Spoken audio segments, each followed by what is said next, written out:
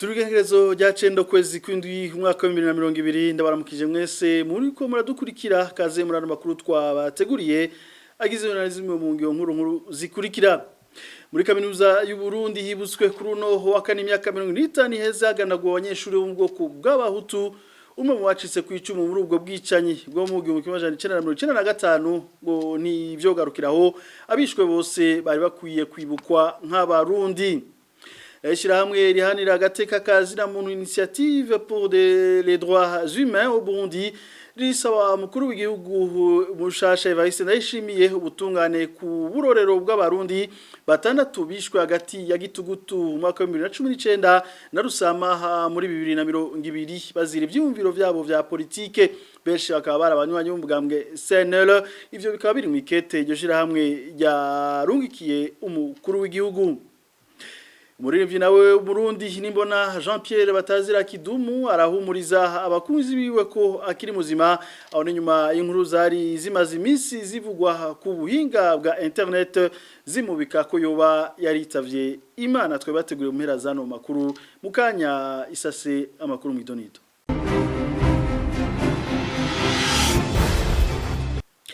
Daswe kwa ikaze murano makuru kaminuza y'u Burundi yibutse kuri uno wa kane ubwicanyi gahitanye abanyeshuri b'abahutu muri kaminuza atatu hari mu mwaka wa 1995 imyaka 25 iraheze.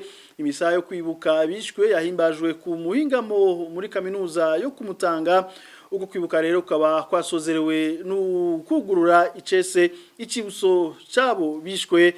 Ivyaranze rero ivyo bikorwa tukazobigaruka ku makuru yacu yejo. Frank Kaze rero numwe mu bacitse ku icumu muri ubwo bwicanyi bwabereye muri kaminuza mu 1995 kuri we abishwe bose haba abiciwe muri kaminuza canka handi hose na mwana n'ikinono ngo kuko bose ari abana b'u Burundi. Kurikira Frank Kaze.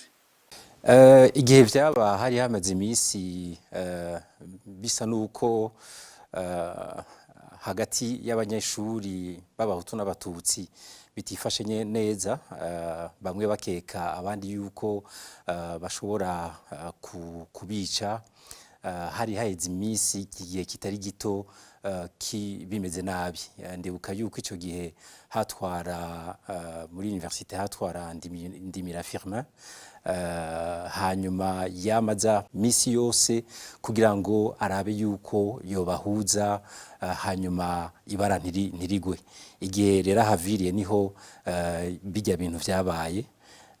Jewe ico gihe ndibuka yuko nararaguza nkagenda mu vyumba mpindura ivyumba, ariko umunsi vyaba niho abagenzi bambwira bati nturare ngaha muri universite.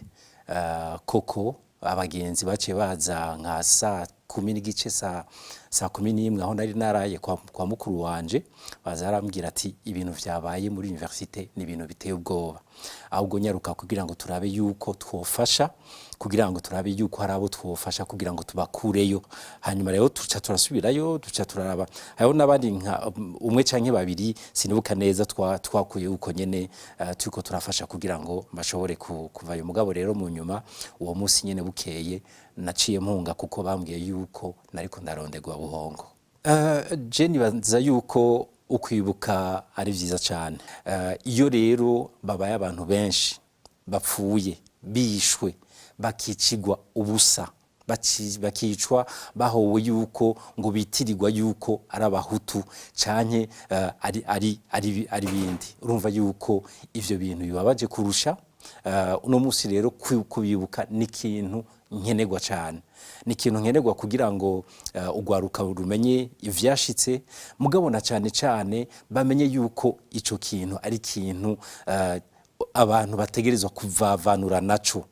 Kwica umuntu, kumwicira icari cyo cyose, na cyane kumwica umuhoye ico umwitirira yuko ari cyo.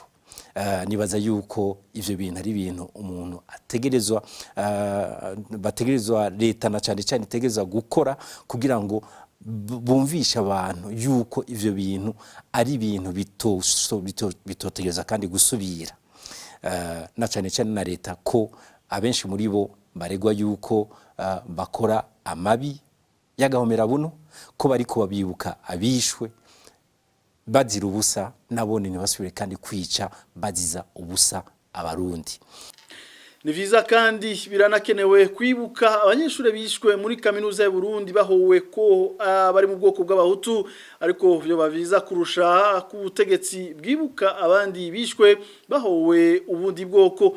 Aho kamo gategwa na Innocent Muhozi arongoye televiziyo Renaissance kuri we gukwibuka byofasha ko amabi nkayo adasubira kurikira. Kwibuka bituma abariho baguma bazi ko hari ibintu bidakorwa cyangwa bidakwiye gukorwa, kandi bikanibutsa ko umuntu aba asanzwe akunda uwiwe yagiye. Kwibuka ni ngombwa, kubaka icibutso nk'ikiriya bubatse cyiza nabyo ni byiza cyane, kuko bari abana bazize ubusa, bazize ubunyamaswa bwa bene wabo, kora bari abana barishwe bazira ko ari abahutu. Mbere icyo gihe hariho n'abajandarume bitwa ko bacunze universite. Ni ibintu bitumvikana bidatawo byihanganira.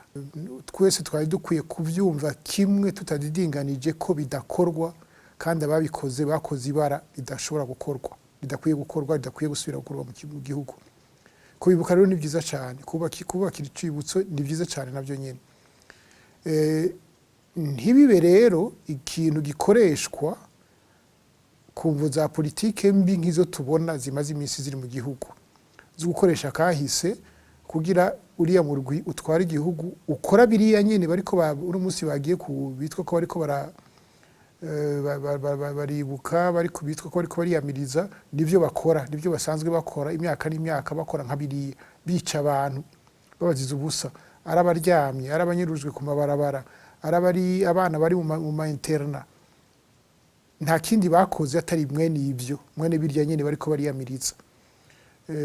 Kubera rero bigitwa ko byibukwa n'abariya, umuntu aravuga ati niba baba babikoze barahindutse, sinibaza ko bahindutse, reka barabikorera ibuta, babikorere Kibimba, babikorere Bugendana n'ahandi henshi byagiye ubwicaye nka buriya bwagiye buba, kuko icyo nico cyo kwerekana ko leta iri kwiragerageza kurengera ibyo yahora ikora. No kwibutsa yuko biriya bintu birimo amahinyu, kuko tutaromorwa ngo tuje mu buhungiro. Irya tariki abacitse ku icumu mu bari abanyeshuri muri televiziyo Renaissance, irya tariki hageze twama tuyibuka, hakaba ibiganiro, hakaba ama reportage ku misa bagira n'ibindi biganiro byabo. Ndibuka ko icyo gihe bamba bariko baridoga bati byumvikana gute ko abo twari kumwe bacitse ku icumu ubu ari abantu bahambaye muri leta batigera baza muri ibi byo kwibuka bari abanyeshuri. Iyo mbonye no musi rero babigiyemo, umuntu aravuga ati hahindutse iki kugira babijemo. Tuwana na makuru twabateguriye. Shiramo gita agateka kazina muntu mu Burundi IDHB risaba mukuru w'igihugu mushasha guhagarika injyane zifatiye kuri politike no kudahana byazingamitse Uburundi. Miketi ryo shirahamwe ryandikiye Evariste Ndayishimiye, ryo shirahamwe rishimikira ku butungane bw'abantu batandatu yerutse gushira ahabona, bose bakaba bagandaguwe n'imbonera kure zikingiwe ikibaba n'abajejwe intwaro na bamwe mu bari mu nzego z'umutekano. Ibiri muri ryo kete tubibwirwa na Denis Ndayikengurukiye. Iryo shirahamwe riributsa Evariste Ndayishimiye ko mu ijambo yashikirije yimikwa ko yerekanye ashimitsa akamaro ko kubaha agateka kazina muntu n'ubutungane. Kubw'iryo shirahamwe riharanira agateka kazina muntu mu Burundi, ngo harageze rero ko ashira mu ngiro ivyo yiyemeje no gukora kugira ngo ivyizere byakurikiye ayo majambo ntibiherere mu kirere. Iryo shirahamwe Initiative pour les droits humains au Burundi rikaba riheruka gushira ahabona icegeranyo c'amatohoza ryagize ku burorero bw'abarundi batandatu bishwe hagati ya Gitugutu umwaka wa 2019 na Rusama umwaka wa 2020 bazira ivyumviro byabo vya politiki. Benshi bakaba bari abanywanyi b'umugambwe CNL. Kubw'amatohoza y'iryo shirahamwe, abanywanyi b'umuhari w'ugwaruka imbonera kure nibo bagize uruhara runini muri ivyo vyaha. Mu ntara ya Ngozi bagize igitero kuri Nyenibare afise imyaka 22, Varisito Nyabenda, aho yariko agerageza kubabuza gukubita abagenzi biwe ba CNL muri Gitugutu umwaka wa 2019. Akaba yapfuye muri Munyonyo azize ibikomere. Inyuma y'ukwezi kumwe mu ntara ya Bujumbura, Desire Ntahondabasigiye aserukira CNL ku rwego rw'intango yarashwe bacishije mu idirisha ry'inzu yiwe ariko arafungura ari kumwe n'umugore n'abana. Ejo bundi muri Rusama hasigaye indwi zibiri gusa ngo amatora abe, imbonerakure zaranyuruje Richard Habyarimana aserukira CNL ku rwego rw'intango mu ntara ya Mwaro. Ikiziga ciwe catowe mu ruzi inyuma y'imisi 3 gifise inguma zimburutse ku mutwe. Muri bumwe muri ubwo burorero imbonerakure zafatanije icaha n'abategetsi bo mu nzego z'intango canke n'abaserukira CNDD-FDD muri izo nzego. Akarorero mu matohoza y'iryo shirahamwe yerekanye ko musitanteri wa komine imwe yo mu ntara ya Gitega yategetse imbonerakure kwica Jean Bosco Ngabirano umunywanyi wa CNL inyuma yo gushamirana nazo mu kabare muri Ruhuma umwaka w'2020. Ikiziga ciwe catowe bukeye bwaho. Mu ntara ya Muyinga bivugwa ko hari musitanteri umwe yashimiye imbonerakure yari mu gitero cakubise Fozi y'abasesu wabo umunywanyi wa CNL hamwe n'umugabo wiwe n'abahungu babo 3. Basesu wabo akaba yapfuye asinzikajwe n'ibikomere muri Ntwarane umwaka w'2020. Imisi mike inyuma yayo mahiri Albert Niyondiko yakekwa ko yoba ashigikiye abatavuga rumwe n'ubutegetsi bitwaje ibigwanisho yiciwe imbere y'akazu k'ivyatsi mu ntara ya Bururi mu gikorwa cakozwe n'abapolisi n'abakozi b'iperereza. Baca bategeka ko bamuhamba ubwo nyene. Mu vyabaye Imwaro niho honyene abagirizwe ubwicanyi bagifunzwe. Mu bundi burorero 5 ntibigeze bafatwa canke barekuwe inyuma y'imisi mike. Ishirahamwe Initiative pour les droits humains au Burundi risaba umukuru w'igihugu Evariste Ndayishimiye gukurikirana abakozi ba leta, imbonerakure n'abaserukira CNDD-FDD hamwe n'abanywanyi b'iyindi migambwe bagize uruhara muri bene ivyo vyaha. Tumukengurukire Denis Ndayikenguruke twibijanye na politika. Amatora aherutse kuba mu Burundi ngo yarahejeje yarasambuye burundu amasezerano yarusha hamwe no gusubiza inyuma umugambi wa demokrasi. Biri mu itangazo Runani Sefor Arusha rwashize ahabona kugerekezo rya 6 mu kakaro uyu mwaka.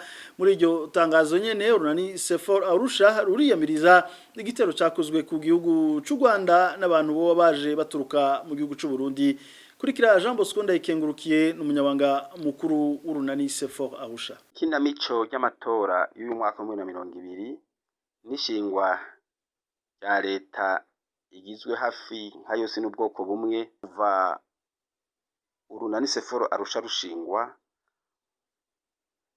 warabwiye rurasemerera ku barundi n'abanyamahanga ko ugufutwa burundu kw'amasezerano y'Arusha kuzoba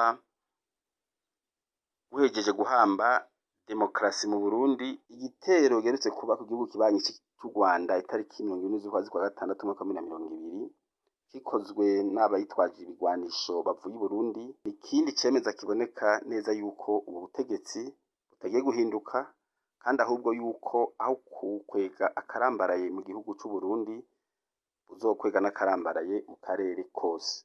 Kuri ivyo rero Urunani Sefor Arusha ubwa mbere rurateye ivyatsi kandi ruriyamirije ico gitero cakoze igihugu kibanyi cy'u Rwanda, kandi ahubwo Urunani Sefor Arusha ruhamagarira ku gatsiko k'igisirikare gafise ubutegetsi mu gihugu cy'u Burundi kwemera vuba bwango ibiganiro bihuza bose bidakumira bihagarikwe n'umuhuza ataho ahagaze kugira ngo haboneke inyishu ku kibazo ca politike kiri mu Burundi.